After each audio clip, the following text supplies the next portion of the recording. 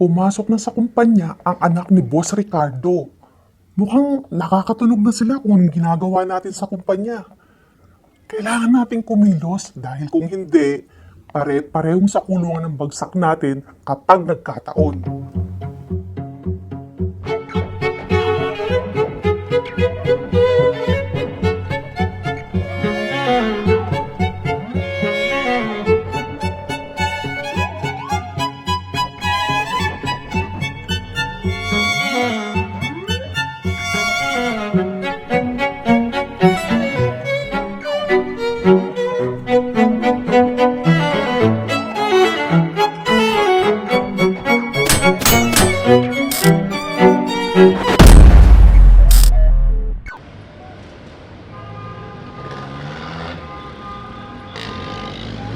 Hello everyone! Gusto ko lang ipakilala sa inyo ang bago nating staff na si Twinkle. From now on, makakasama niyo dito sa office ha. Thank you po, ma'am. Okay, sige. Walang anuman. Mauna na ako kasi marami pa akong gagawin sa opisina ko. Okay? Sige po, ma'am.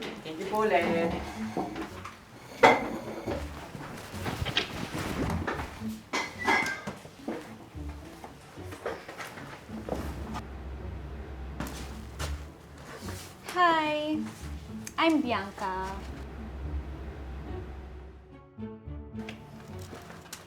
Ayusin mo yung work mo dito, ha? Hindi pwedeng tatamad-tamad. Yes po, ma'am. Masipag naman po ako. Well, siguraduhin mo lang, ha?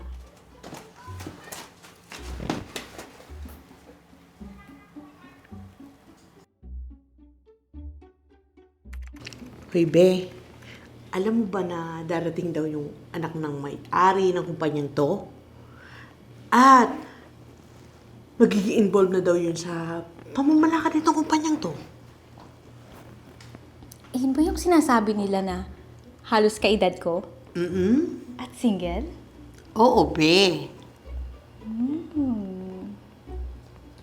Huy, Be, naku. Mukhang alam ko na yung iniisip mong yan, ha? Ikaw talaga, wala talagang nakakalusot sa'yo, no? Well, mayaman siya. Maganda ako. At alam ko naman, kapag nakita niya ako, hindi yun makakatanggi sa akin. Sisiguraduhin kong i-in love siya sa akin. Be, kapag naging jowa mo yun, uy, jackpot ka! Ang yaman kaya nun! Ba?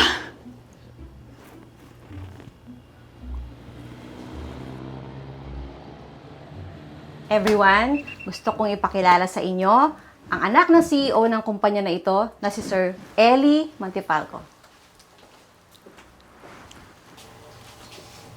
Kala ko ba naman, dahil anak ng CEO. Gwapo. At mukhang mayaman talaga. Hayaan mo na yung itsura, girl. Ang importante, mayaman. Ito nga po pala yung mga staff natin. Si Bianca from accounting din, then si Miss Mara, and Twinkle.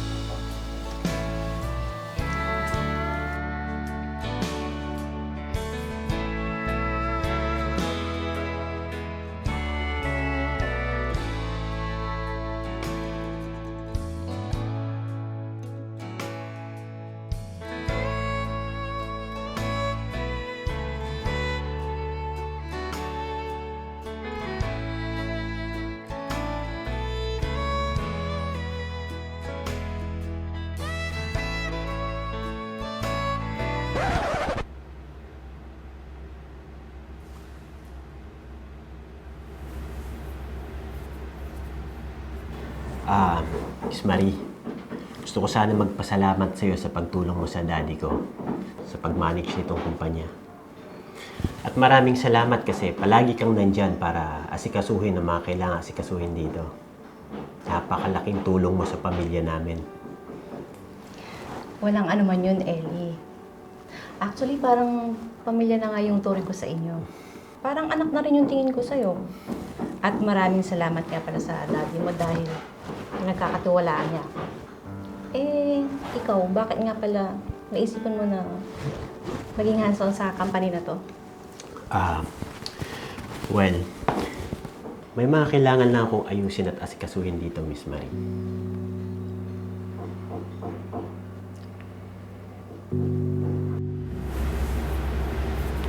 Wala pang nakakatanggi sa kagandahan ko.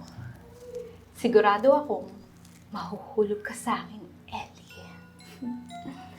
Yung mga tipo mo ang gusto ko. Mayaman, mayaman, mayaman.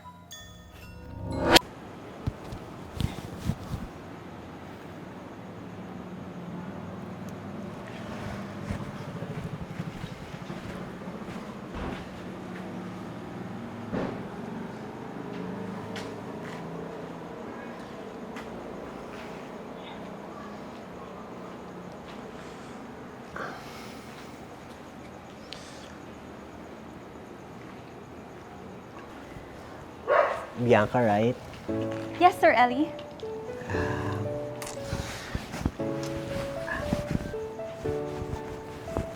Kala ko, makauwi ka na. Hindi pa pala. May hinihintay ka ba? Ikaw? I mean, nagbubook kasi ako ng taxi. Well, wala nag-a-accept. Hirap mag-book. Ganun ba? Gabi na rin ah. Siya, sige. Mag-iingat ka ha. Ang caring mo naman, sir. Salamat. Mawala na ako. Ganun. Okay, ingat. Sige.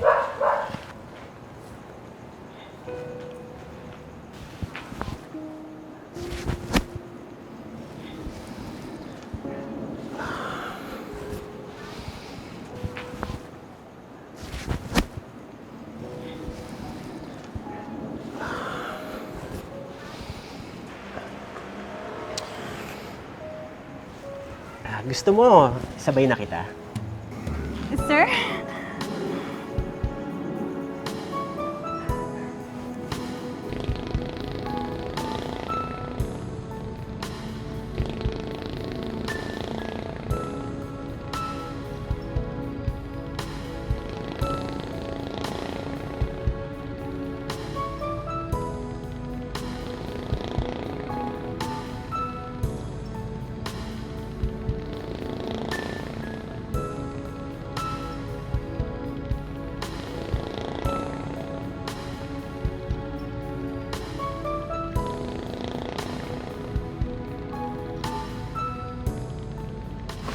Dito na ako, sir.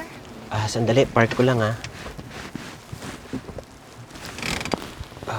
Ayan na. Sir, pwede pa ba kita makausap? Oo. Pwede naman. Tungkol saan ba? Alam kong medyo awkward yung itatanong ko. Gusto mo ba ako? Ha? I mean, magkakagusto ka ba sa isang tulad ko? Kasi maganda ka. Hindi malabo yun kahit na malabo yung paningin ko. Gusto mo ako? Ha? Gusto kita. Pero...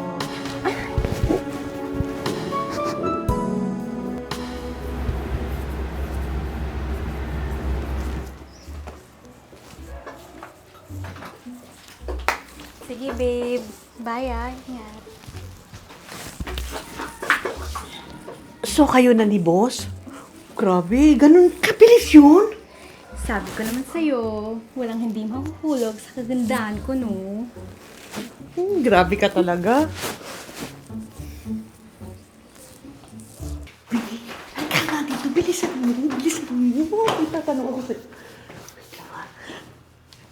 Totoo ba? So, nai-love ka na din dun sa boss natin na yun, ha? Uy, ang bilis naman ang mga pangyayari. Yung nerdong boss natin na yun, ako may in love?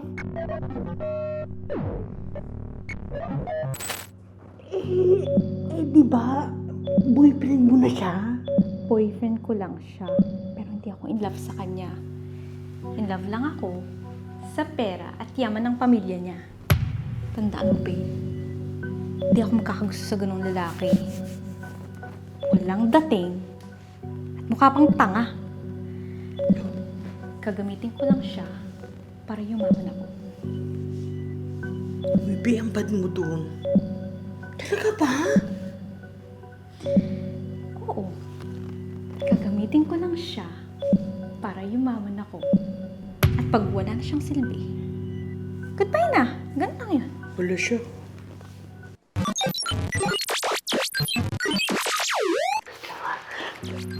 Babe, totoo ba? So, nai-love ka na din dun sa boss natin ngayon, ha? Baby, ang bilis naman ng mga pangyayari. Yung nerdong boss natin na yun, ako may in love.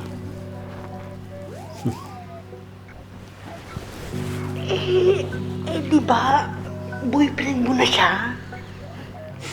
Boyfriend ko lang siya, pero hindi ako in love sa kanya. In love lang ako sa pera at yaman ng pamilya niya. Tandaan mo, babe.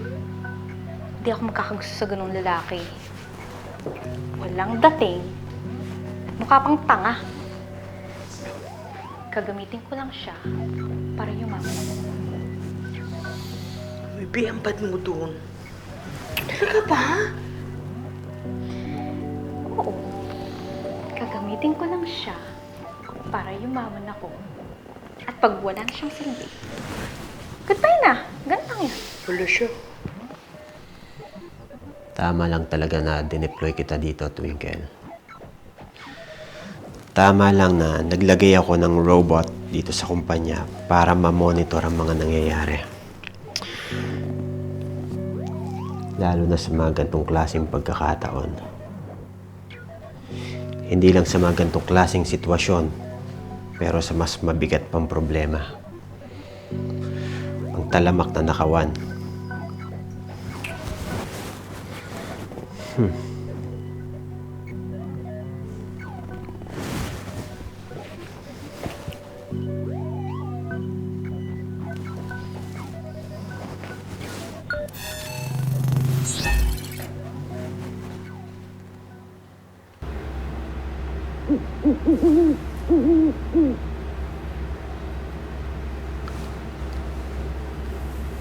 Dad, na-deploy ko na si Robot 256. At tingin ko kaya na nating malaman kung sino ang nagnanakaw sa kumpanya. Don't worry, Dad. Kami na ni Robot 256 ang bahala dito.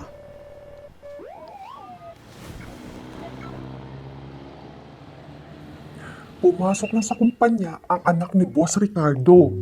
Mukhang nakakatunog na sila kung anong ginagawa natin sa kumpanya.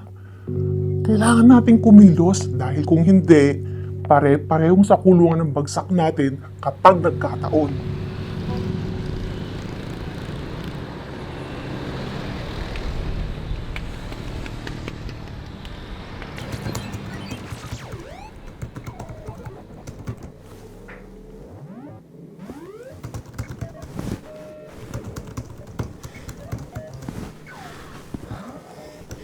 Po-program kita, Twinkle. Kailangan mas malaman natin kung ano yung mga nangyayaring kalokohan sa loob ng kumpanya.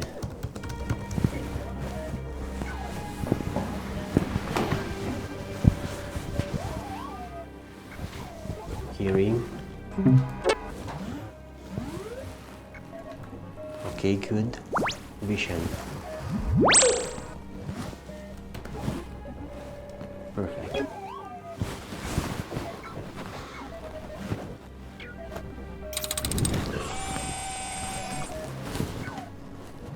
Good. Excellent.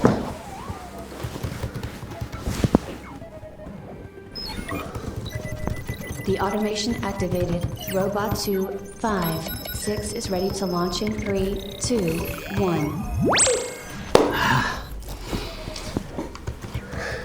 Malapit na to.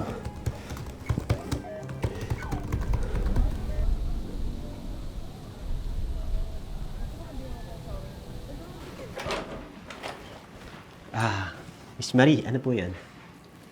Nagluto ako bago ako pumasok. At dinagdagan ko na rin para sa'yo. Kasi nakikita ko na lumalabas ka pa para mag-lunch.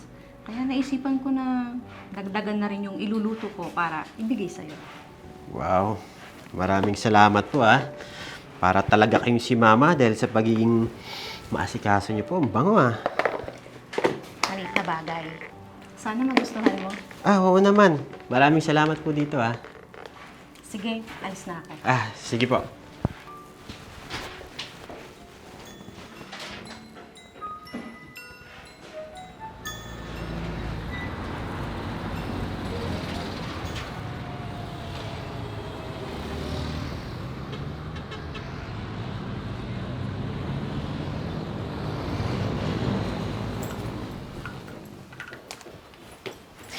Baby, so ihahatid mo ko? Sorry, hindi. Mauna na ako Pero,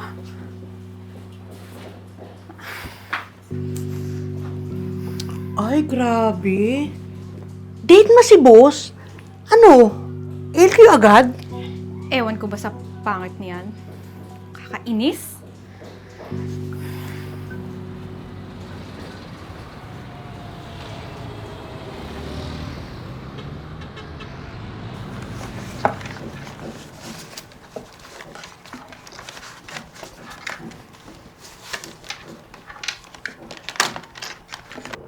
Hinahanap na ni Ellie yung mga documents from accounting. At sa tingin ko, nag-iimbestigan siya tungkol sa perang nawawala sa kumpanya. Hawak ko ngayon yung mga documents na yun at kailangan hindi ito makarating sa kanya. Gawan mo ito ng paraan bago mo ibigay sa kanya.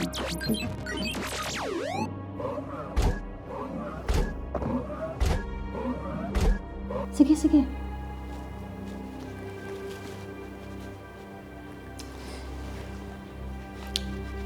Excuse me po, ma'am. Ito na po pala yung file na pinapayos niyo po sa akin. Sige, lagay mo lang dyan.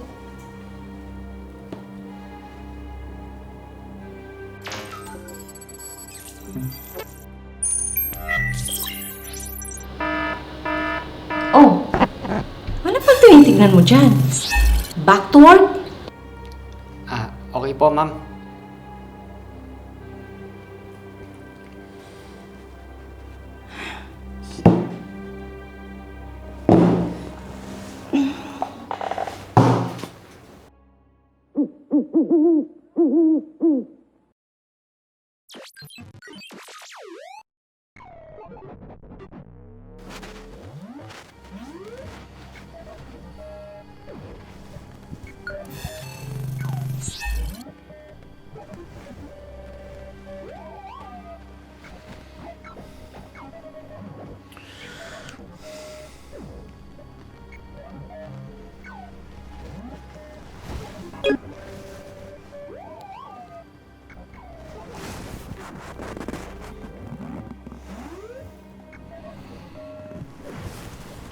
Hinahanap na ni Ellie yung mga documents from accounting.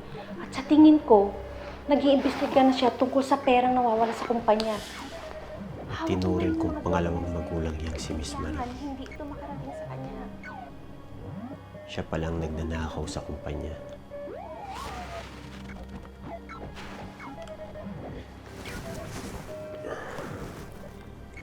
Hindi ko lubos akalain na malalaman kung siya pala ang gumagawa ng kalokohan sa kumpanyang ito.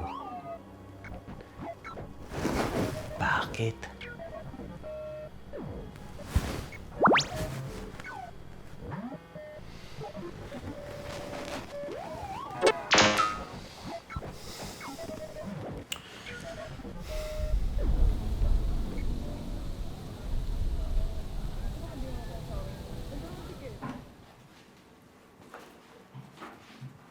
Pwede ba tayo mag-usap? Bianca, anong ginagawa ko dito? Iniiwasan mo ba ako? Hindi naman. Bakit? Di ba tayo naman? Pero, bakit parang wala kang paki sa akin? Bianca, kung ano man yung napag-usapan natin, pwede ba kalimutan mo na lang yon? Anong kalimutan? Tinatarantado mo ba ako? Bianca, wag dito, okay? Tsaka, busy ako, kaya makakaalis ka na.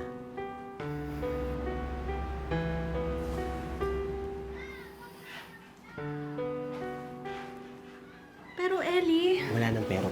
Pasensya na, Bianca.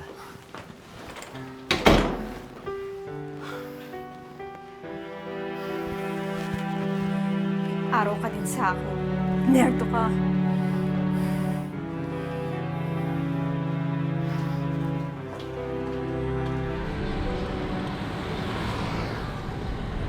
Nakakainis yung pangit na yun.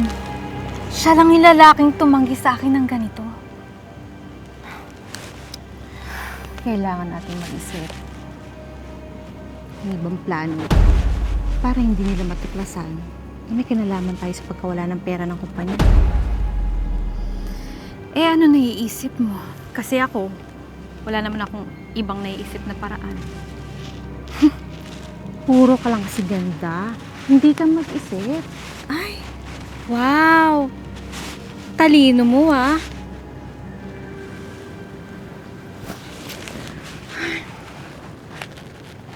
Bukas, susubukan kong papirmahan si Ellie sa isang dokumento na makakapagligtas sa atin sa pagkakasangkot natin sa pagkawala ng pera ng kumpanya.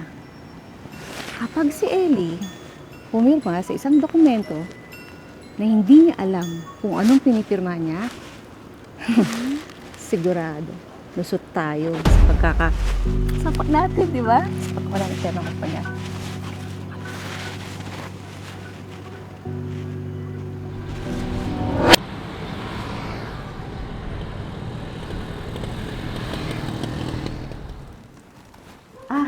Ellie, papirma na naman ako nito. Dito na lang, please, lahat ng page.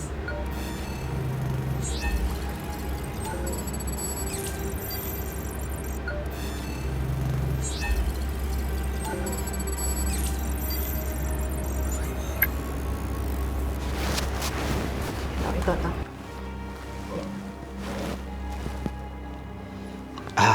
Ganito na lang. Lagay muna natin to dito. Tapos review ko muna bago ko pirmahan. Okay, Miss Marie? Busy ka ba? Sige pabalik na lang ako later. Dalhin ko lang muna to. Sige.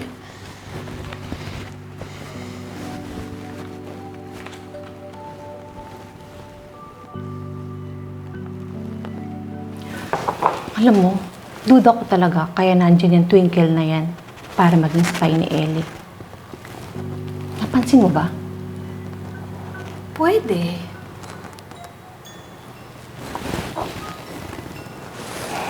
Baka siya ang mata at tenga ni Ellie para malaman lahat na nangyayari dito sa opisina. Kaya parang lahat ng plano natin alam ni Ellie.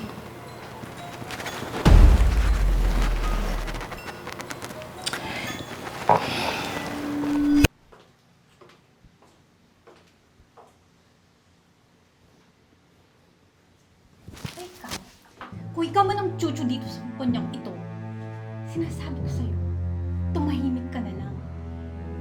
Delikado ang mga tao dito. Itahimik mo yung bibig mo para walang mangyari sa'yong masama. Naintindihan mo? Naintindihan mo? Naintindihan mo?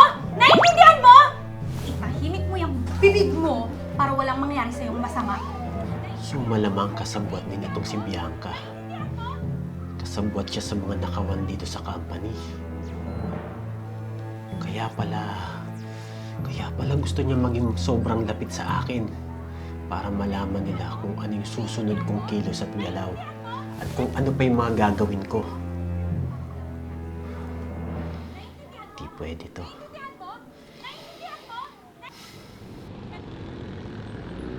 Madam, kumusta? May...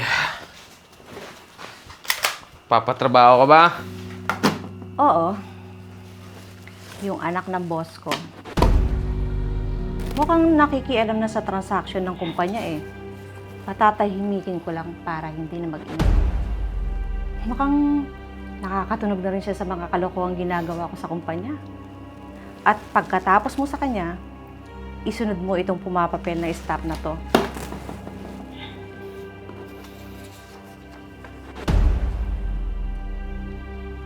Mukhang madali lang naman to, madam. Ako bahala dito. Good.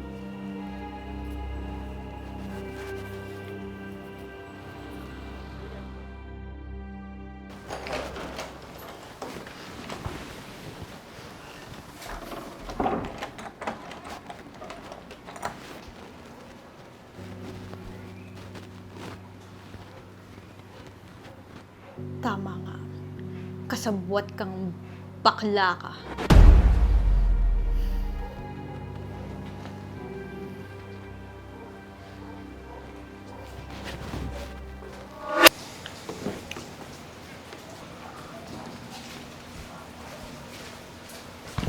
Sandali. Anong ibig sabihin nito? Pasensya na, Brad. Pinatrabaho ko sa akin eh.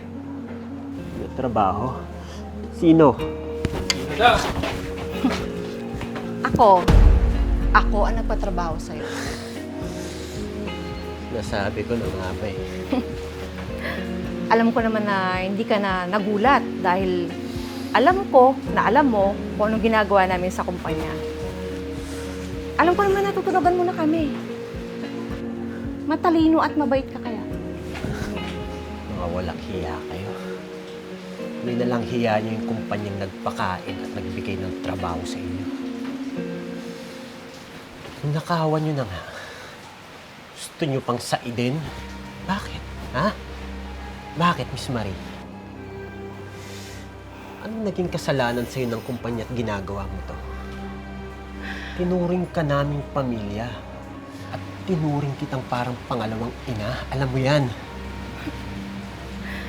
Alam mo, Ellie, hindi ako yayaman sa mga sinasabi mo na yan. Yayaman ako kung kukurot ako sa pera ng kumpanya. At lahat ng mga nakita mo sa akin, lahat yun puro kasinungalingan yun. Matalino nga kayo, pero masyado naman kayong madaling mauto. Pero mo naniwala kayo na mabait ako? So, paano yan, madam? Si Mando na bahala dyan. Sige, Mando. Ikaw nang bahala dyan. Areglado, boss. Ako na bahala dito. Tara. Walang hiya kayo. Hindi ako dadalhin. Sino to? Sino tong parang-arang na to? Ha? Hoy, bakla! Huwag ka nga mangailang dito.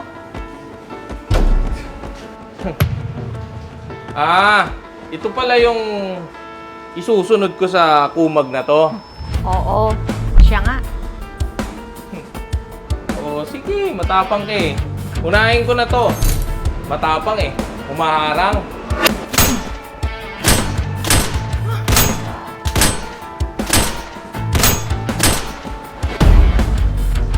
Ano to? Ba't ito tinatabla ng bala? Robot? Si Twinkle? Robot?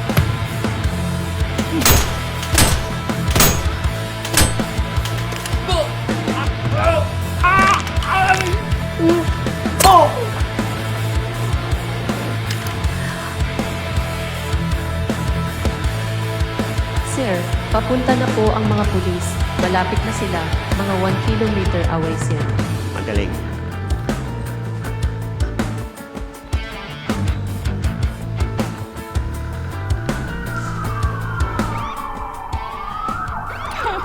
Sumama na lang po kayo ng matiwasay, madam.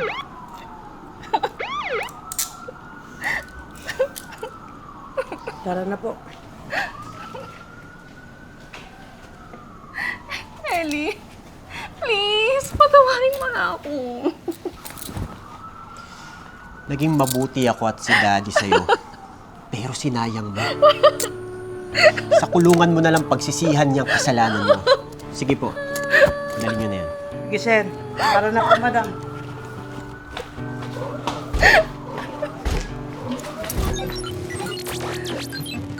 Good job, Robot 256. Good job, Twinkle. Mission accomplished by Robot 256.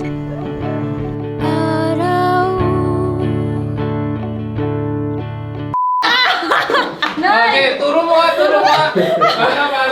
Lapitan mo kasi. Ang layo niya. Parang mukhang ilang eh. Sige, ikaw. Paano nga daw? Di ba tayo na? Nay, huwag yung... Sorry. Siya yun. Siya pala. Sorry. Ano kasi? Ang layo mo kasi. Okay.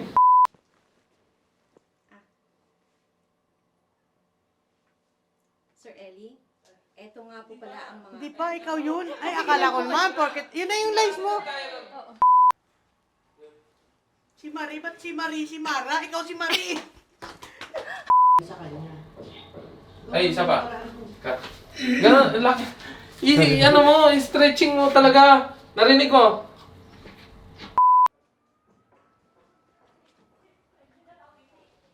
Yung pangit na yon.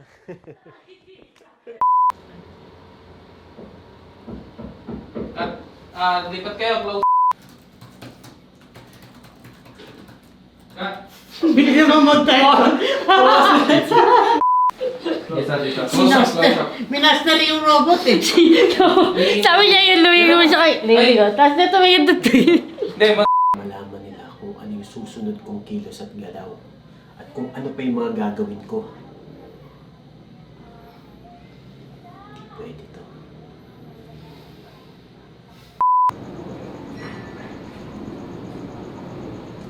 Buwag yung my day. Hoy, RJ, bakit parang kinikilig ka? Hoy, babae, layuan mo yan ha. Kala ko pamilya mo. Okay. Hoy, huwag kang kiligin. Meron tayo. Sandali. Meron tayo. Sandali nga. Ito alam mo na dito tayo sa labas. Yung susi na iwan. Hindi tayo makapasok sa loob. Alam mo, mas gusto mo jingle. Sige. Oh, Sige. Siyempre, okay na. Okay na. Okay. Love you. Maganda ako. Bagay kami. At kapag... Ay, sorry. At kapag... Parang line. Sorry. Ba't ganun ka? May plano. Okay ko ba? Sorry. Worried na ako. Grabe. Sorry. Ano ba yan? Tingin ko nag-iimbestiga talaga siya. Accounting. Ala, Direct na paano ako? Saka pa, ano?